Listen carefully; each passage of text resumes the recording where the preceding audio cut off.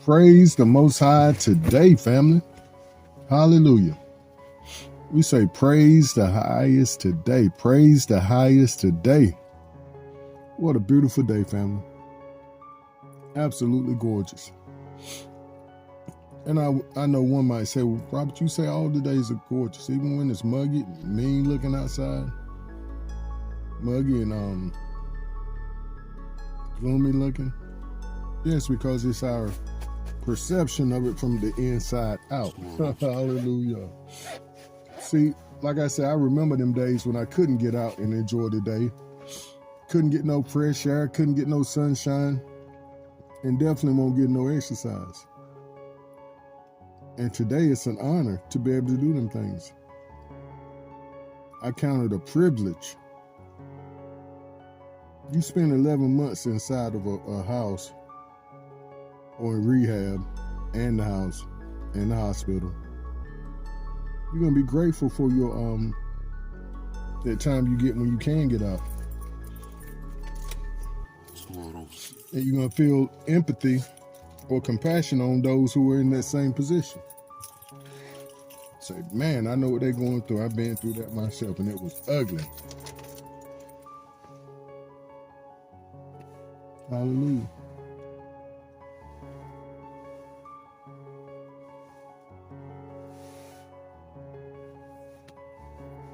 Look like a hawk flying over. It came from over here, did a circle and flew on back over that way. Huge bird.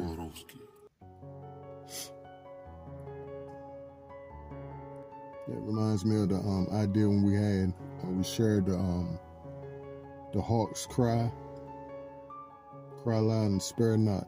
Hallelujah. And that's what they do. They cry. They scream. That joker hunt. He must saw some over here in this field, a rat or something. Hallelujah. We hope everyone is well, like we said, family, and that you're able to get out and enjoy your day, if it's feasible in your neck of the woods. Because this is one of them days that if you don't have purpose and intent and the opportunity, you're going to lay there or you're going to sit there with it close to that heater. I think the high of the day was supposed to be in the 40s. I know they said a low of 20 throughout the day, and it's going to drop down to the 20s, I believe. But it started off in the 20s. And that's cold, family. But we thank the Most High for it. Like I always say, I take whatever He gives me and make the best of it. I'm not going to be complaining. No, sir. I'm happy to spend some time out here in the cold because I'm alive. Hallelujah. We do have a grand idea we want to share today, family. And let me give a backstory. My uncle invited me. I rode out with my pop. We were supposed to be going somewhere. Oh yeah, to the drugstore the day before yesterday. And he said, let's ride by and see what Bob up to. My uncle, he called him Bob. He called me Bob.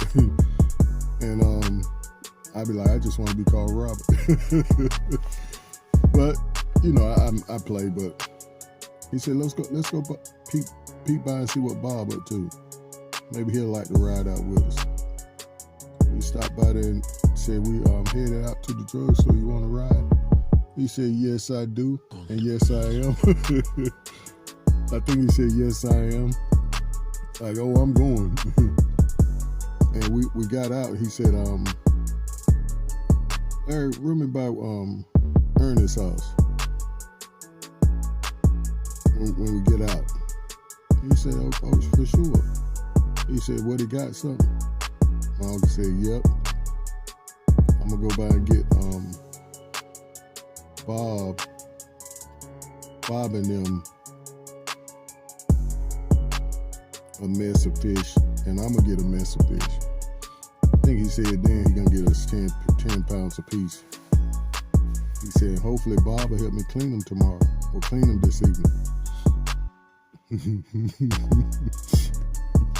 And my attention, my eyebrows went up quick. I'm like, 10 pounds of fish? Of course I'm cleaning. So I love fish, family. I stopped eating meats altogether. And the only thing I was eating was fish. Well, I just ate veggies for a while. And then I started back eating that salmon. And then back to other fish. But I love me some fish, family. Hallelujah for it. But today's idea is fish. Yes. But who's cleaning them? That's where the attention kind of strays away from the idea of fish. When you ask who's cleaning them. Fish? Oh yeah. But who's cleaning them? You're invited to a 10-pound bag of fish, but who's gonna clean them? I'm quick to say I will. I don't mind. See, that's where you weigh your options. Some good hot fish or none, just by maybe an hour worth of work. And then you sitting there chopping it up with your uncle, getting in some more time. Hallelujah. And the thing about it is my pop don't like fish. He said my granddad fed them too much fish when they was younger. They weren't the richest family in the world and had to make do with what Pop put on the table. Grandpa put on the table. So he said he put a lot of fish on the table. Mackerel. Salted mackerel. And he said he ate it so much that it made him sick one day. And he would cry to my grandmother and say, "Ma, I just can't eat it. It make me sick." And she would start cooking them other foods. But today's idea is fish. Yes. Well, who's cleaning them?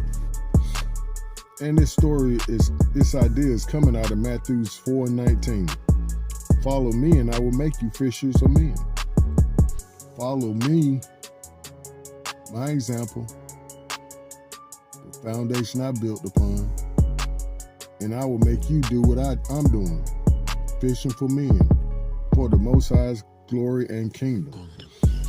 I believe the most fishing of men done these days is by the fruit one bears, just by the lifestyle one lives. Pardon me.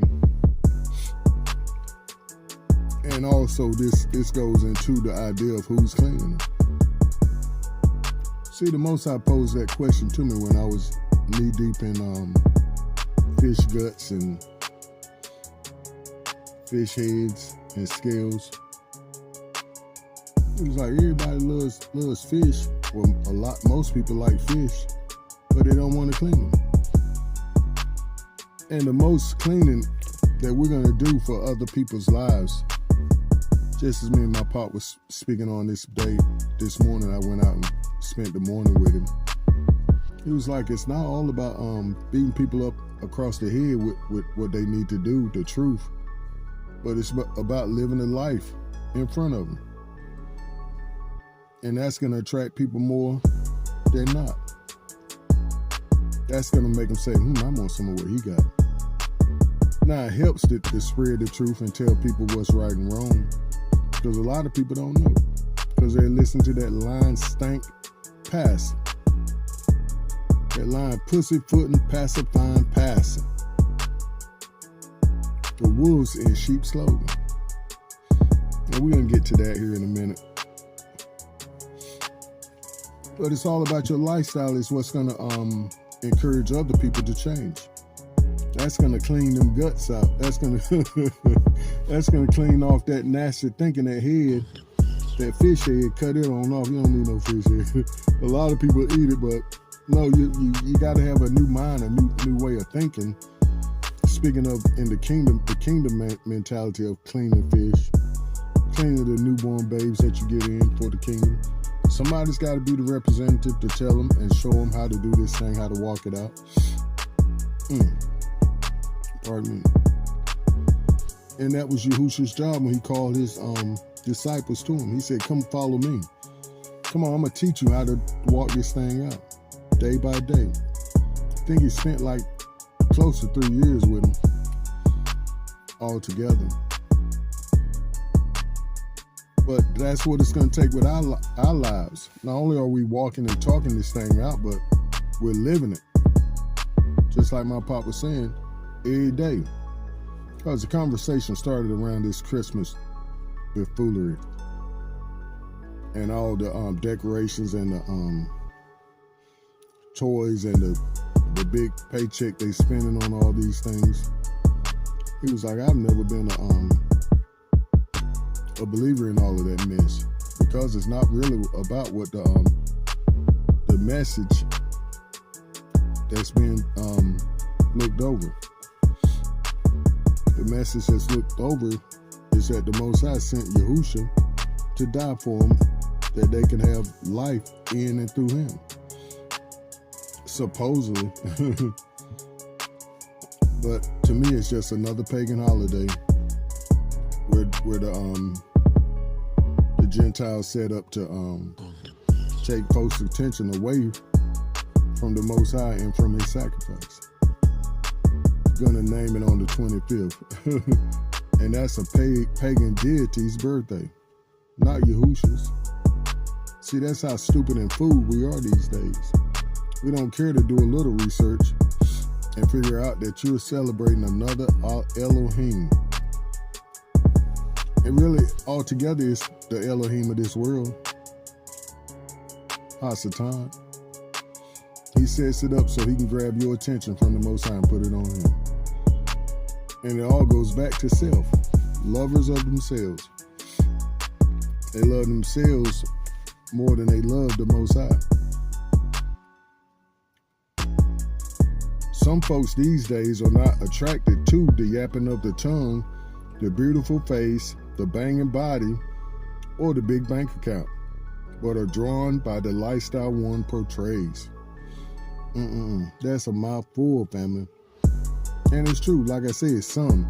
We can't say most. And I would dare think it's a very little group of folks. And attractive means having the ability to attract, or being pleasing or charming. For example, you might describe someone as attractive if they are beautiful, like we said, or handsome enough to get others' attention.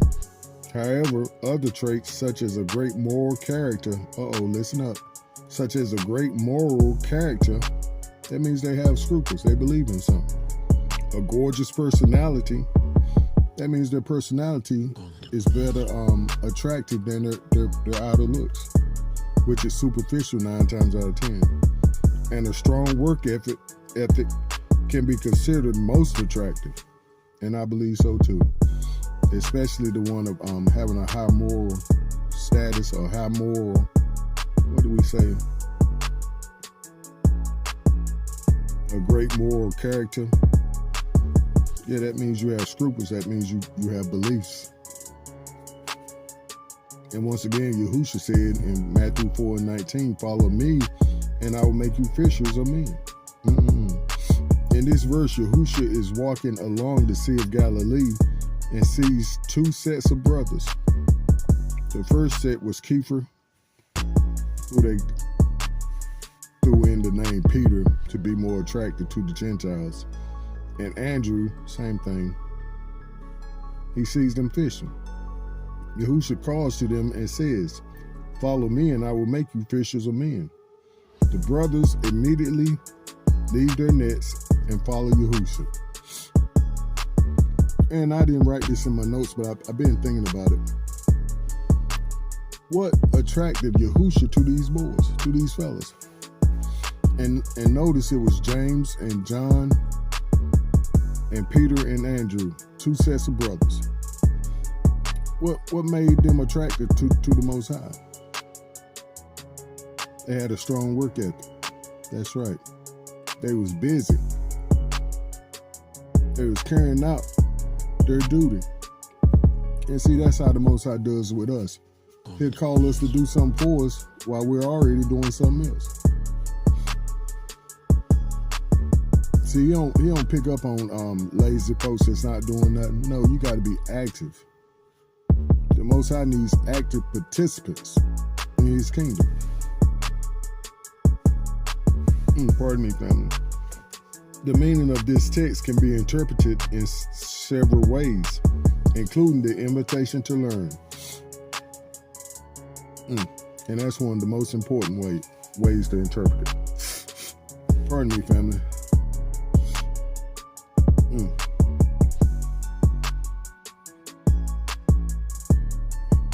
Yahushua's invitation to follow implies a teacher-disciple relationship. Yeah, come on with me. I'm going to teach you some things. And he taught them well, family. He taught them everything he was doing. Then sent them out to prove themselves. They come back and say, we had the power to cast out devils. we had the power to heal the sick like you do. He said, don't get all excited about that. Be excited that your name is written. Be excited that the Most High chose you to carry out this mission. And you get the opportunity to spend a lifetime with Him, eternity with Him. Hallelujah. Yahushua is saying, learn from me as we spend time together. Meaning, pay attention and watch what I do and emulate me. Do exactly what I do. Hallelujah. And this is the example that we're attempting to pose to other folks. Watch me and how I spend time with the Most High every single day, in the mornings and at night. And I live it out, I walk it out daily. And it's not just because I do these recordings, but it helps. I'm doing what the text says, exhorting my brothers and sisters daily, so they won't be taken by the deceitfulness of sin or be hardened by the deceitfulness of sin. So I'm just living the example, saying, nope, no smoking, don't do it. No drinking, don't do it. I was just telling a good close friend that I don't even drink no more, which I believe is okay. I mean, I don't think it's anything wrong having a glass of 2 or 3 bottles of wine. I said a glass or 2 or 3 bottles of wine. I mean, of glasses of wine with your significant other and enjoying yourself, to enjoy the fruit of your labor. I mean, they did it while Yahushua's time. And I'm not trying to make excuses for alcoholics. I'm not trying to make excuses for that old alky who's looking for an excuse. I told you I could drink. No, Joe, he didn't say swim in it. Oh boy, hallelujah. But yeah, I believe we should be able to enjoy ourselves. But I don't even do that right now because it's not time. It's not time. I haven't drunk in maybe 6 to 12 months. I think I had maybe 2 bottles of wine after I had that last heart surgery. And a lot of times the doctor will tell you, drink that red wine. It's okay. It's good for your heart. But I just lost the taste of it because I was seeking the Most High more. And there'll come a time when I have vineyards and have some of that sweet red. Have that sweet red in my backyard. Hallelujah. But also we can look at this as ruachal development, spiritual or ruachal development. The process of ruachal development takes time and will result in inviting others to follow Yahushua to the glory of Abba Yahuwah. This the whole point of my ideas daily, and that's the process of ruachal development, which takes time. You might not come on and catch one of my recordings and say, I'm gonna listen to Robert. No, you may have to watch 1 or 2. So I ain't really feeling then. But come back, keep coming back. I guarantee you're gonna grab hold of something because we're speaking truth over here. And the Most High called us to do this. Like I said, it takes time, and it will result in inviting others to follow Yahushua. his example, to make fishermen of men, to make fishers of men, to call folks to the kingdom. And the main way of doing this, family, is especially for those that knew my lifestyle before and have seen the change, or even hear my testimony, be like, wow, he been through all that. He used to do that. I can't tell. He don't look like what he been through. That's the whole point. I'm not what I've been through. I'm who I is now. Hallelujah. The Basora message. The Basora message has the power to change lives and deliver people from evil. Just what we said, the good news, you don't have to live like that. You don't have to be that old stank drunk, that druggie, that fella that has your nose hooked by that Jezebel spirit, leading you around like a pig with the nose hook. Can't go nowhere, can't do nothing without lusting after folks. And that was my story. Addicted to porn, addicted to sex. I wanted to hit all the time. But I had to learn, this is not productive. This is hurting me more than it's helping me. But the Most High is faithful, family. So yes, fish, and yes, we're gonna clean them. Especially when it comes to living a lifestyle in front of folks that's gonna draw them to us. And be like, how you living that lifestyle you living? Especially since you say you used to do this, that, the other. I seek the Most High's face every single day. I talk to him and he talks back to me. He said, don't do that, Robert. Don't do that. And it's paying off.